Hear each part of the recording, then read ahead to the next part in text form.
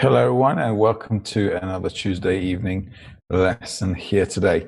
Now, as usual, we're going to read from excerpts, selected excerpts, and we're going to work with intention. That's the topic for today. It's a topic we started on Sunday, so we'll be carrying on with that. We'll take a look at what it means to work with intention in the wisdom of Kabbalah. Now, as you know, from all the semesters that we've done, we are created as a desire to receive, and the Creator created us as a desire to receive so He could fulfill it with pleasure. But the important thing for us is to receive everything in order to bestow, so that we can be in equivalence of form with the Creator, and that equivalence of form is in the form of intention. So we're always a desire to receive. That will never change. However, though, the way we use our desire to receive, that changes, and that's actually what's called an intention. So we're going to study from selected excerpts, and we're going to talk about what working with the intention is all about. Now, in the interim, in case you don't know, these lessons that we're doing here on Tuesday nights, or these gatherings we're doing on Tuesday nights, are for students who finished the semesters that we've done, the first, second, and third semesters. And for your information, also those lessons are on YouTube. So if you're new to this page, you can always watch them from the beginning. And we're also going to have a new semester that starts here on YouTube actually soon. The date is not known at the moment, but it's going to be soon. So we're working on that one. So if you're interested, if you're new, if you want to join, take it from the beginning, you can always drop us a line. Rightio then. So let's start and see how we go. So the first excerpt is from Rabash, article number 3. And the name of the article is What It Means. What does it mean that the world was created for the Torah? In spirituality, equivalence is called adhesion, although the act is receiving. This is called receiving in order to bestow. However, how can one achieve equivalence of form since the Creator created this will to receive? How is it possible to evoke the nature that the Creator created? There was a correction on this, that while it is impossible to evoke the nature of the will to receive, and intention to bestow is added on top of it, it follows that the will to receive, meaning that a person sees something from which he can enjoy, remains. In other words, a person still enjoys in the end, but with a different intention. This is called receiving in order to bestow.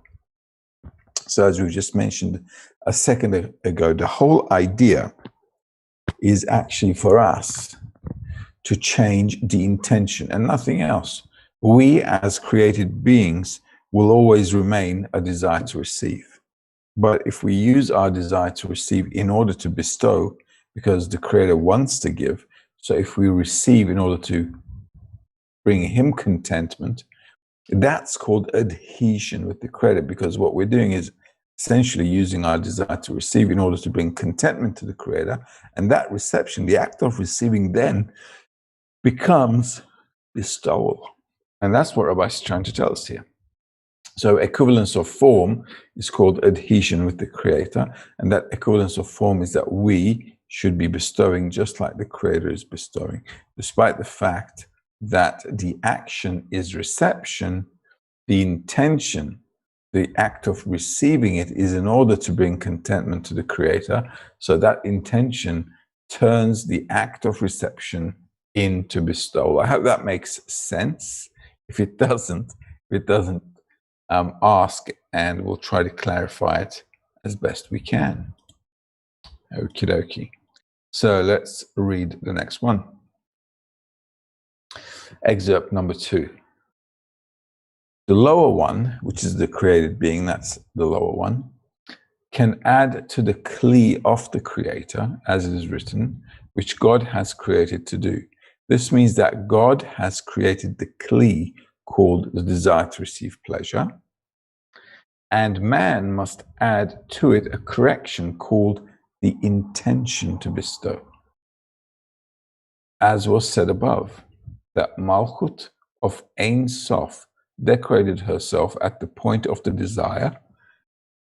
This means that her decoration was in that she placed on the will to receive the aim to bestow. So the whole concept here is, the whole concept here is actually bringing a new clothing on top of the desire to receive, which is bestowal. And that's the whole trick. So as you can see, our nature is not going to change. Our nature is always reception, right? So we need to understand that. That's important, because sometimes what they do is people stop using their desires, or, they just don't want to be associated with a desire, or they think desiring something is bad. And in religions, you can see this a lot. A lot of people, they restrict themselves. They just do all kinds of stuff to get rid of their desires. And that's not the right way to go. And the reason that's not the right way to go is because we're designed to receive. We want to have pleasure. We want to be happy, right? So because this is embedded in us, and the reason it's embedded in us is because that's the purpose of creation, to be happy. Question is, what are we going to be happy from, right? So the whole concept here is we're going to be happy from receiving and also bestowing at the same time. Okay, so we've got two actions, receiving and bestowing, and we're getting pleasure from both of them. Excerpt number 3. All right, so but the important thing here is to bestow back to the Creator, right? That is what brings us the equivalence of form, and that's called adhesion with the Creator. Right, the third excerpt. Any questions? Let me know, okay? Are there any questions, by the way, at the moment? No? Okay, good. Let's do this. If a person's intention is only to bring contentment to the Creator and not for his own benefit, he does not mind the amount of pleasure. He only looks at the amount of passion with which he wants to delight the Creator. Since through the yearning to delight the Creator, he causes equivalence of form at the root of his soul. This in turn causes more abundance to be drawn, since the upper one wants to give more than the lower one wants to receive. And only vessels of bestowal are missing. It follows that by overcoming in bestowal, great abundance is extended. For this reason, we need to ask to have great lights. Only try to have big vessels, which are vessels of bestowal. Okay? So the important thing here is how much I want to bestow. That's called a vessel. So, and actually we can see this in life as well, right? If we, for example, when we have loved ones, right, we want to give them a lot of things. For example, if you have a loved one, you go out and you buy them presents, you spend your time and your money trying to do things that they will enjoy. Why? Because you love them, okay? So on the one hand, you're actually going through a lot of, effort, trying to do things for them. And on the other hand, you're getting a lot of pleasure from it. Okay? So it sounds illogical, but it's not illogical, because love compels us and it gives us great pleasure when we do things for other people. Okay? So what's really missing in humanity is that there is lack of love between us, right? If we loved each other, if humanity loved each other, we'd all be running around doing things to make other people happy. Why? Because we love each other. Okay? And because we're lacking that, we're all taking from each other. Okay? Because our nature is self-love. So all we have to do is just change our approach, a little tweak in our nature, and the whole world will be much, much better. So this is the thing we need to understand here. Let's go on with excerpt number 4. Okay. before we move on to 4, P. Green is asking, I have a question about intentions. If I have a desire to buy expensive luxury cars, how could I place an intention on that to bestow it to the Creator? I don't know. At the moment, you can't. At the moment, you can't. The only way we can do that is, first of all, we can put an intention to bestow on any desire, right? But first of all, we have to understand what bestowing is. Okay, so what does it mean to bestow? We don't know these things yet. So until we get an idea of what it is and learn these things, obviously, we can't do them right. We can't, let alone do them right, we can't do them at all. Okay, so what we have to do first in spirituality is to get the intention to bestow. And that's the first thing we need to do. Now, until you do that, can you or can you not buy yourself a luxury car? Listen, if you want to buy yourself a luxury car, go ahead. Okay, not a problem at all. But just know that in order for us to bestow, we first need to understand what bestowal is, and we need to understand how we can bestow to the Creator, and only then we can use all our desires to bring contentment to the Creator. In the interim, though, until we get there, we can always think about bestowing to the Creator, despite the fact that we're not there yet. We can always think about it. We can always, at least in our minds, in our thoughts, try to think of it that way, and just, practice with the thought that I want to do everything to bring contentment to the Creator. Just kind of like be in that state, okay? Because thinking about it and worrying about it, trying to do it, is also good, because at least we're trying to incorporate the Creator into all our actions. All right. Let's carry on reading with item number 4. So excerpt number 4. With love of the Creator, we say that a person should work only for the Creator, meaning without any reward. This means that he is ready for complete devotion, without any reward, without any return being born out of his devotion. Rather, this is the core, his purpose, that he wants to annul his self before the Creator, meaning to cancel his will to receive, which is the existence of the creature. This is what he wants to annul before the Creator. It follows that this is his goal.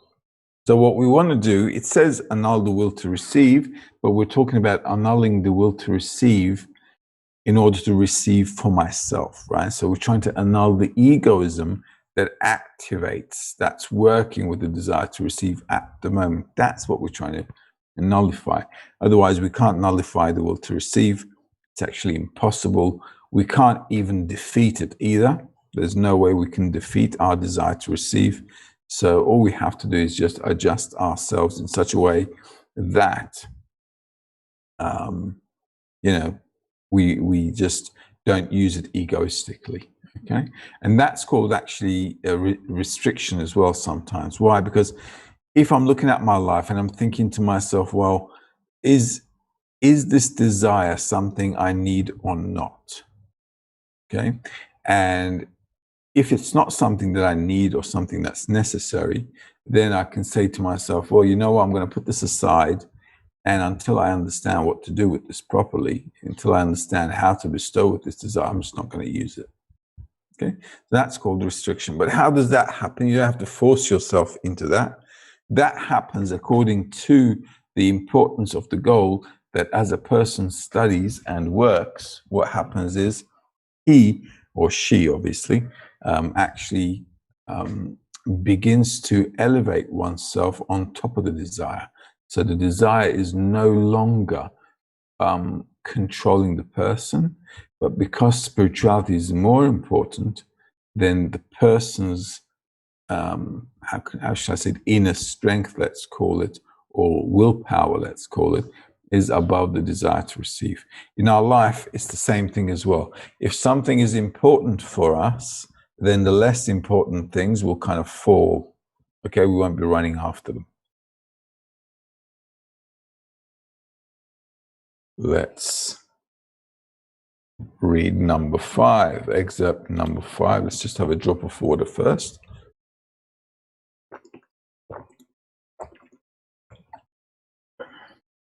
Okay, there we go.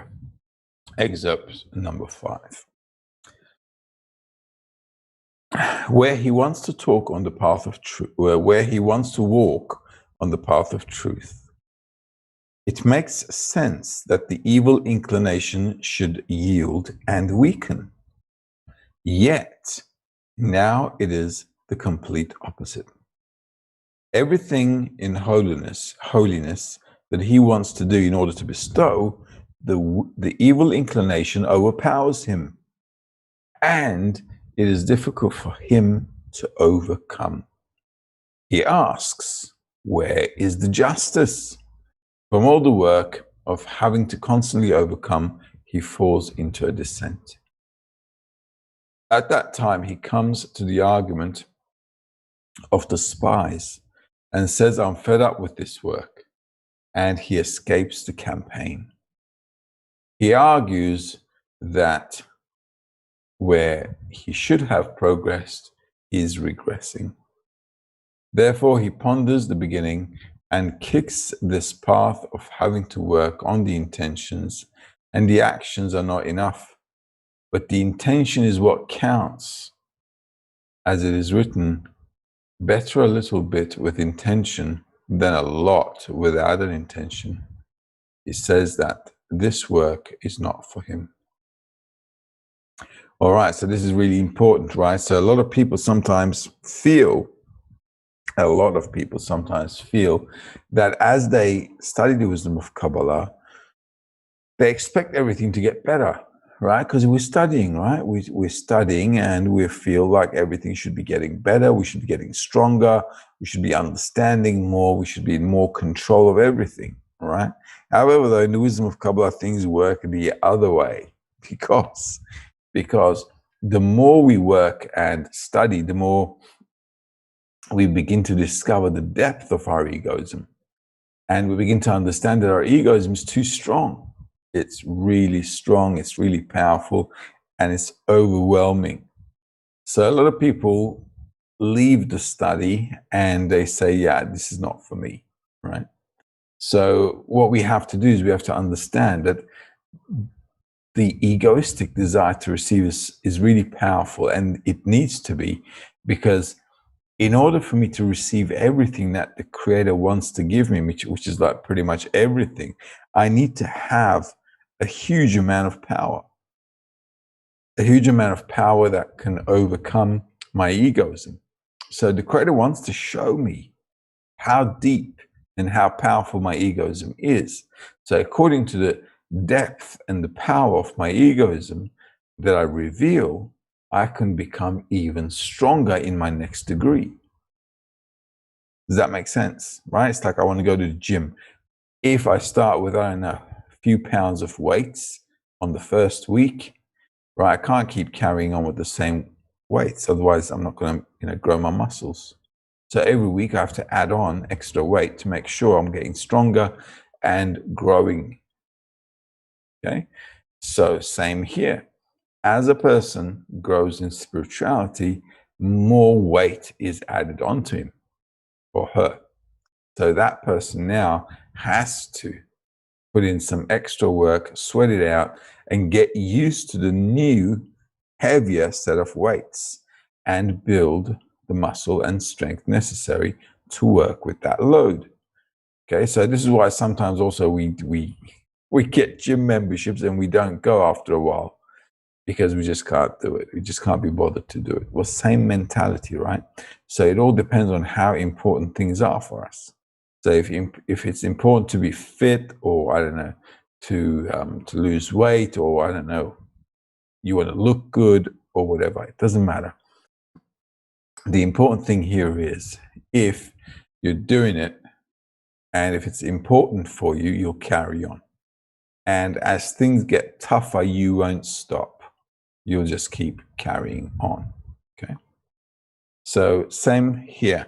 We need to understand that as a person progresses, he or she will discover more egoism, discover more things they need to get over. They begin to see that they have to exert more effort. And this is sometimes really tiring a person. And this is why sometimes people leave. But like I said, no pain, no gain. Okay, so let's read number 6. Okay. It is written, "Then shall you delight in the Lord." The meaning of then is that first, in the beginning of his work, he did not have pleasure. Instead, his work was coercive. But afterwards, when he has already accustomed himself to work in order to bestow and not examine himself if he is feeling a good taste in the work, but believes that he is working to bring contentment to his Maker through his work, he should believe that the Creator accepts the work of the lower ones, regardless of how and how much is the form of their work. In everything, the Creator examines the intention, and this brings contentment to the Creator. Then one is rewarded with delight in the Lord. Even during the work of the Creator, he will feel delight and pleasure, since now he really does work for the Creator, because the effort he made during the coercive work qualifies him to be able to truly work for the Creator. You find that then, too, the pleasure he receives relates to the Creator, meaning specifically to the Creator. Now, this is a bit hard to maybe grasp, but we've got to think of it like this, right?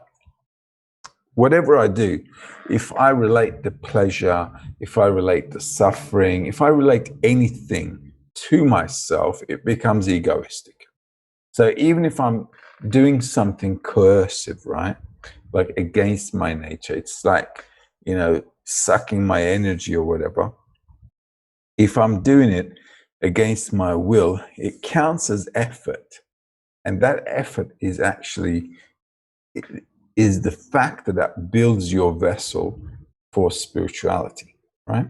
So if there was natural love between us, it wouldn't, cause us any grief or coercion. Like in the example I gave before, if I love somebody, I don't mind running around, trying to do good things for them because I love them, and their happiness always brings me happiness as well. However, though, if I'm not in that state, then I have to kind of like push myself to do it.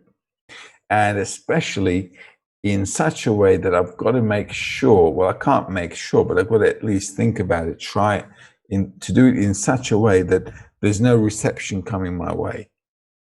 Okay, so kind of I want to be free from my desire to receive. Okay, now, obviously we may not be able to do that. It might take some time, and it will take some time, but the whole concept here is that we understand the mentality, right?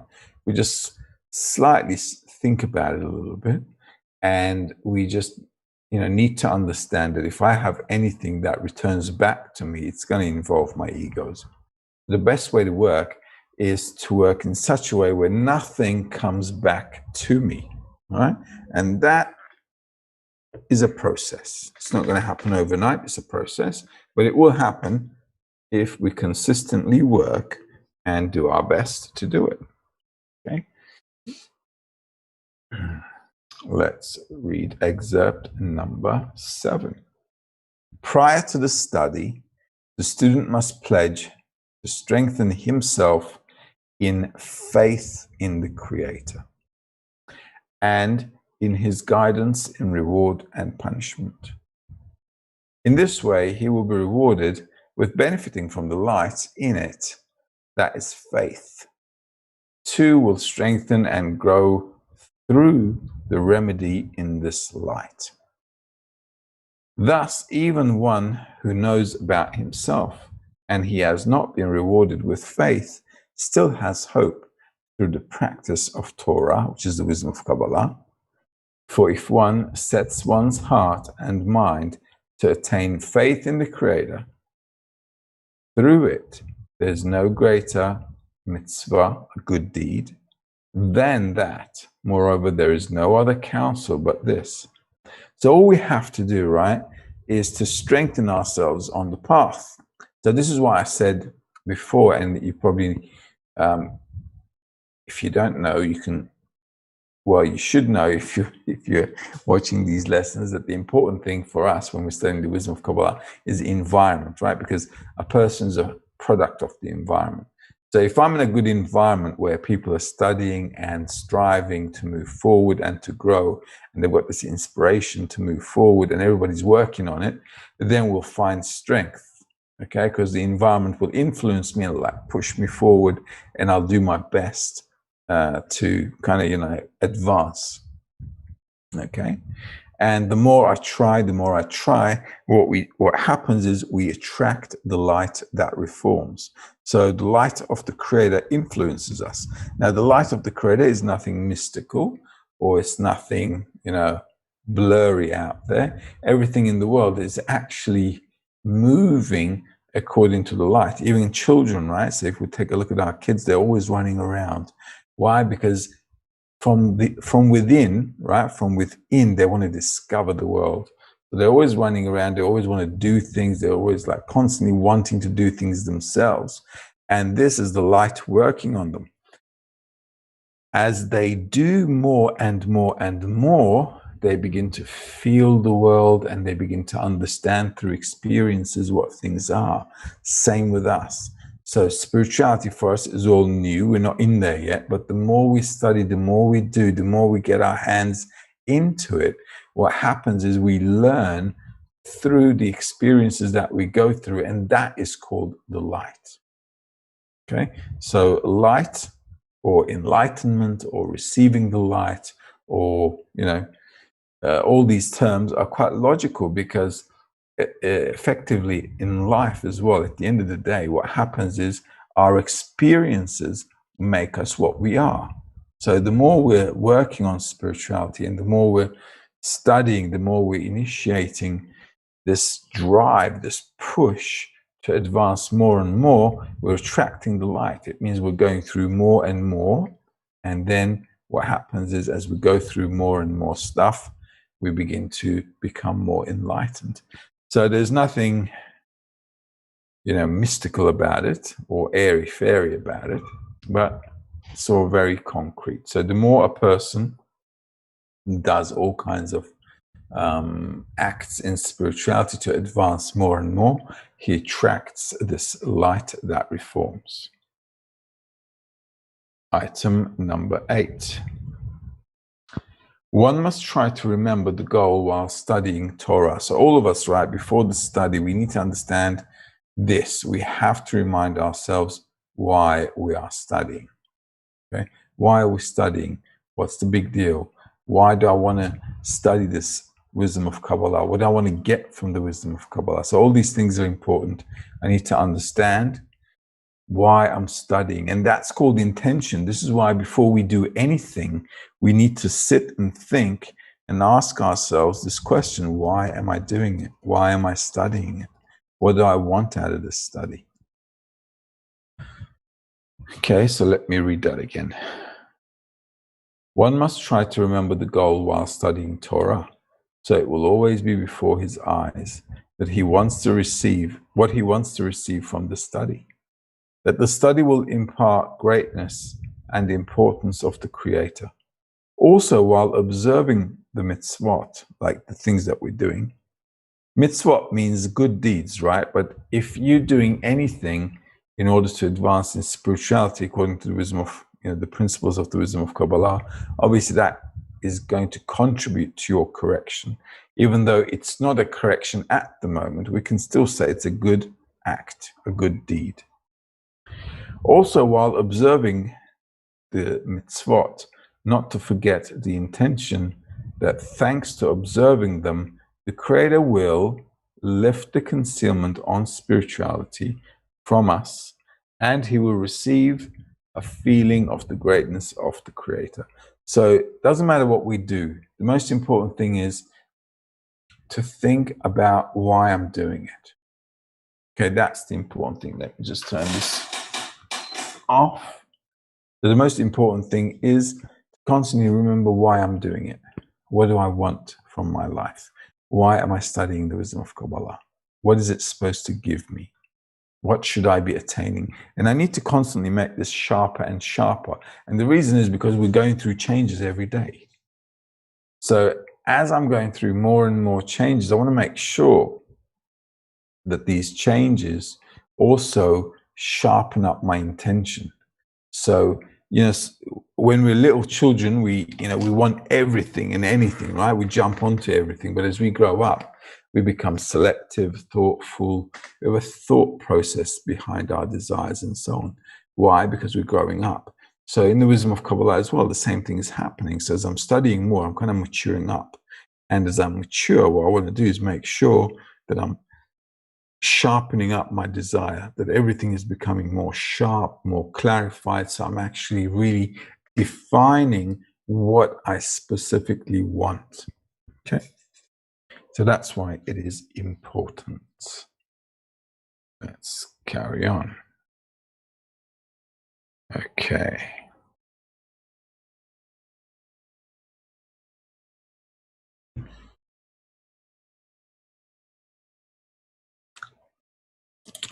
Let's read item number 8. One must try to remember the goal while studying Torah. So it will always be before his eyes. Oh, we just read this one, didn't we? Yes, we did. We're on number 9. Okay.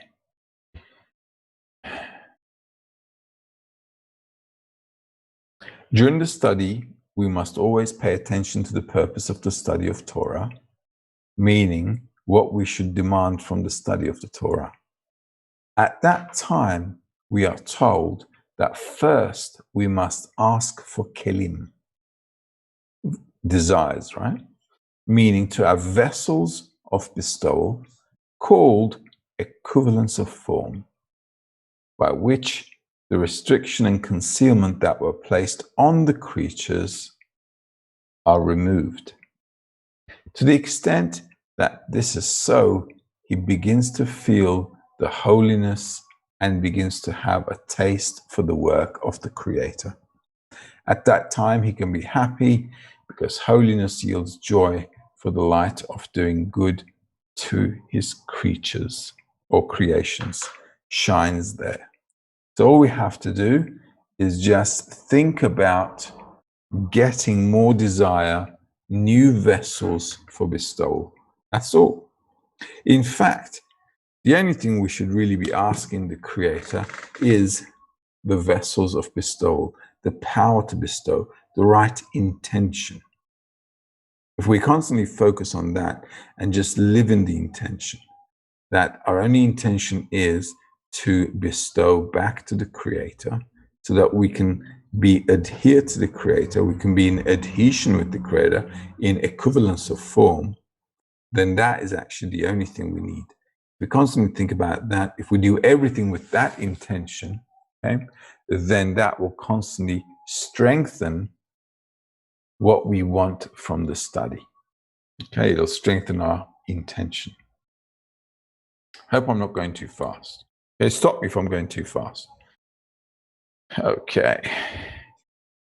Okay, P. Green has got another question. Follow up to my question. Rav mentioned everything we do in this world should have a spiritual intention.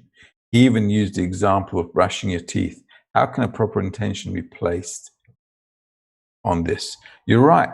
But what does it mean to have a proper intention? If I dedicate my life to bestowing, to bring contentment to the Creator, if I want to make sure that my life's purpose is to attain spirituality, to come to equivalence of form, then no matter what I do, I can just be in that thought. So it doesn't matter if you're taking a nap, it doesn't matter if you're eating, taking a walk, stroll, it doesn't matter. If your mind and heart is on the goal and you're thinking about it, then what happens is you begin to live in the intention, not in the desire. You begin to live in the intention. So it doesn't matter what you do. Your actions seemingly are all corporeal, but because they're clothed with your thoughts and your thoughts are only in order to bestow, then that really strengthens everything. Then you begin to live in your intention, and that's how you should be living. Okay, so to always be in that thought. Nice question. It's also good that you listen to the morning lessons. That's really good. It's okay is asking a question from the 10. If we are busy with corporeal life and at times have to rush to get to the study and meetings, how can we remind ourselves to have the right intention during study or meetings?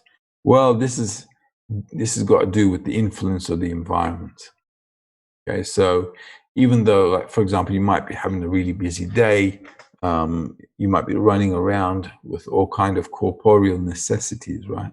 The important thing is, as we study more and more, our thoughts should be more and more coming back to the purpose. Okay, so that's going to that's a process, like we read a minute ago. It's a process. It's not going to happen overnight. So most of the time we just forget during the day. Our intention goes, everything just goes. It's, we just start acting like a bunch of animals running around trying to get things done in our corporeality, and we completely and utterly forget about the intention. Okay, it happens. These are also necessary for a person to show the person where he or she is at the moment. So if I understand then, where I am, then I can take actions to counter it. So actually everything that we go through in life is really necessary. And all that a person really has to do is just to make the effort to be in the intention as much as possible. And whenever we see and discover that we're not, it means we've got room to work. So that's where I've got to add in a bit more. But the environment has to influence me. This is why we always study every day. We're always studying every day. Why? Because every day we want this thing to influence us. So our study is daily. We're always engaging in things that remind us about spirituality. Also during the day, we meet up with the friends twice a week on Zoom. We take part in dissemination, right? Like, for example, this Tuesday evening, I give lessons on Monday, Tuesday, Wednesday, and Thursday. So 4 nights a week, I'm giving lessons. I've got responsibilities with respect to the Africa group, UK group, the Turkish group. So all these things, when we begin to do things for other people, what happens is we find ourselves constantly engaged in this, right? So as we're more and more engaged in it, it kind of sticks onto you. And this is why it's a process, like we read in the article. Flobella is asking, can we imagine bestow as a form of achieving harmony, equilibrium with the upper force, and therefore nature? That's right, actually. That's exactly what we're doing. We're equalizing ourselves to the laws of nature. We're bringing balance to the system. We're bringing balance to ourselves. In fact, we're causing it to balance out. That's exactly right. So let's read number 10, shall we? The heart's aim follows the words, and the Creator seeks the heart. And since the point in his heart is adhered to me, he needs nothing more than to repeat the actions. These are needed and appropriate only for those of little knowledge who have no other way. So what do we have to do? We have to repeat things like it says here, right? So this is why, like I said a minute ago as well, we've got lessons every day, and we've got activities to help other people as well, like dissemination, or, we've got responsibilities in the group. So we're constantly doing these things day in and day out, day in and day out, day in and day out. And what happens is everything that we do starts working on us. So we become like sophisticated, competent in the work we do. And as we do it more and more, our thoughts and our intentions, they begin to mold as well. So the intention really gets built as you do more and more actions. The more you study, the more you're integrated into the group, the more you're kind of like mixing and mingling with the friends and so on, because our thoughts move from one to the other. So the more we're all engaged in it, our thoughts are going to be constantly then about bestowing. And that is then going to elevate you to start living above your desire to receive. And this is actually what's called living in the intention. I hope that makes sense, right? Does that make sense? If it doesn't, let me know. All right, because sometimes it can get a bit complicated. Okay, so let's read one more. Let's read number 11. When we study Torah, now wherever it says Torah, it's talking about the wisdom of Kabbalah. All right, so Torah means the wisdom of Kabbalah, or sometimes it means the light as well. When we study Torah, we should discern the two above matters. One is to extend light so it will create for us vessels of bestowal. Now, this is an important thing, right? We can't actually make vessels of bestowal.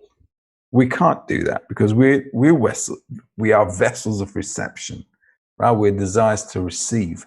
We cannot make vessels of bestowal. So our study should attract the light, which should build in us the vessels of bestowal. It is impossible to obtain these vessels without the light of the Torah. So without studying, there's no way we're going to get vessels of bestowal. Therefore, what does he expect? To be rewarded for studying Torah. His only desire is to obtain that kli called vessels of bestowal.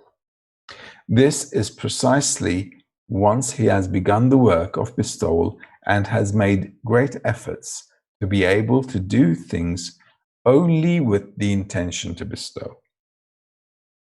Only then can he come to know that the will to receive that was installed in him by nature cannot be cancelled. At that time, he begins to understand that he needs heaven's mercy, and only the Creator can help him be rewarded with vessels of bestowal. And this help comes from the light of the Torah. All right, so this is really important for us to understand. Because we're desired to receive pleasure, there is no way we can build vessels of bestowal by ourselves. We don't even know what bestowal is. We've got no idea. So we need this transformation to happen. And how can this happen? This can only happen if I begin to see the truth. And the truth is how egoistic we are. And then by wanting to get out of my egoism, I can then have faith in the Creator that He will change me. Right? This is how you come to a prayer. How can I get to a prayer? How can I get to want something? Right? What does it mean to want something? It means I need something that I don't have. So the study should build in me this need to change. And then the need to change should come with an understanding that only the Creator can change me. And this is what's building the prayer. All right, I hope that helps in understanding. I think this was quite a nice excerpt, actually, number 11.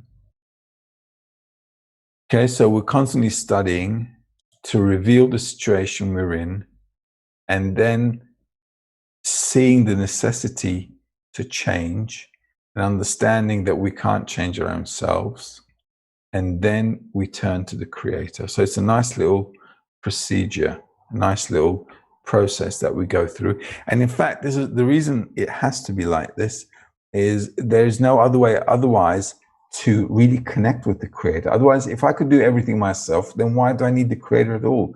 Why do I even need to have a connection with the Creator? Right? So I need to come to such a state during the study that I need something, and that only the Creator can give that to me.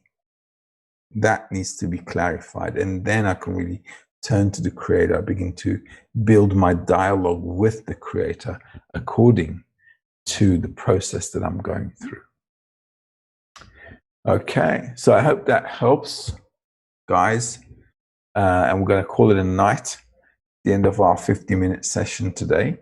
That was quite quick, actually. Right? Is it me, or was it quite quick? Was it fast? Was I too fast? Okay. If I went a little too fast, all right, let me know. But I'm trying to keep it like 45 minutes to 50 minutes, somewhere around there, because according to what we see at the Education Center, that's about right kind of study time. And it also allows us to hit the sack early for the morning lesson tomorrow as well. So this Tuesday evening kind of becomes like a preparation for us. And then, we can just take it to the next morning lesson. All right. So, okay. So Flobella is saying, thank you, Mutlu. You are very much welcome. I really enjoyed your company here, everybody's company. So everybody's saying thank you. It's okay saying very quick thank you. Patricia is saying time flew, and also saying thank you so much, Mutlu, for today's lesson. Thank you, friends, for being here. I love being with you, all learning and yearning. Great. I actually enjoy Tuesday evenings as well with you guys. Even though I don't see you guys on the screen, I really have this feeling that on Tuesday nights, I'm just like all energized up. I don't know how I'm going to hit the sack and get some sleep right now because I'm just like burning. All right, so have a great evening or day, depending where you guys are. And we'll see you guys next Tuesday. All the best. Take care. Bye-bye.